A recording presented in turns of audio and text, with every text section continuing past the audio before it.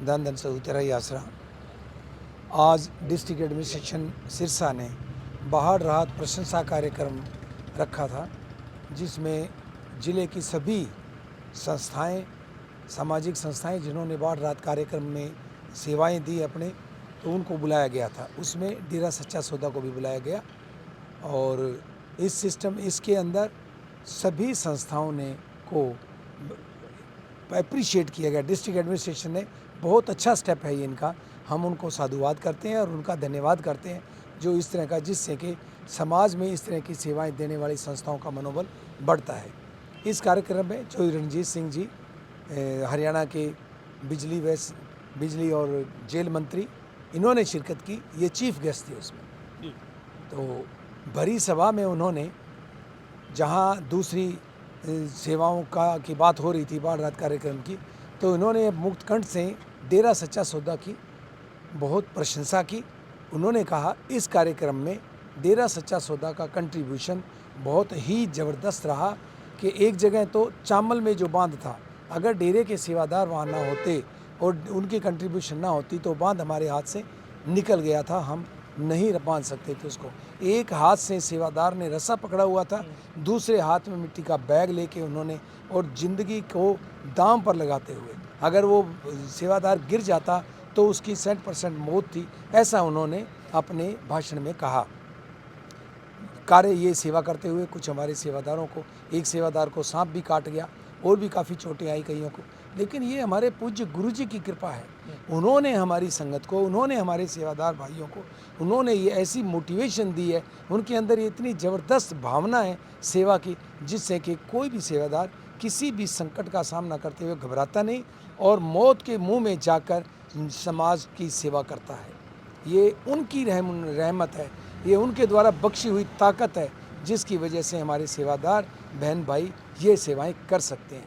अभी भी पंजाब में पुनः बाढ़ की हालत बन गई है, तो वहाँ भी डेरा सच्चा सौदा के सेवादार गए हुए हैं और वहाँ भी वो कार्य चल रहा है। जहाँ कहीं भी देश में आपदा आती है, हम चाहते हैं मालिक ना करे कहीं कोई आपदा आए, लेकिन जहाँ कहीं भी आपदा आती है, नेचुरल कैलेमिटीज़ आती है, तो पूज्य गुरु जी ने एक ऐसी मोटिवेशन की फोर्स बनाई हुई है सेवादारों की, जिसको ग्रीनेस वेलफेयर फोर्स विंग कहा जाता है, जिसमें सेवादारों को पहले ट्रेनिंग दी गई है, पानी में डूबते हुए को कैसे बचाना है, अगर बिल्डिंग गिर गई है तो मलबे में से किसी को कैसे निकालना है, अगर आग लग गई है तो उस आग में से किसी को कैसे बचाना है। वो ट्रेंड फोर्स है एक तरह से, जो समाज में अलग अलग जगह जाके पूज्य गुरु जी की अपार रहमत से, उनकी दया से, उनकी कृपा से वो सेवा कर रहे हैं।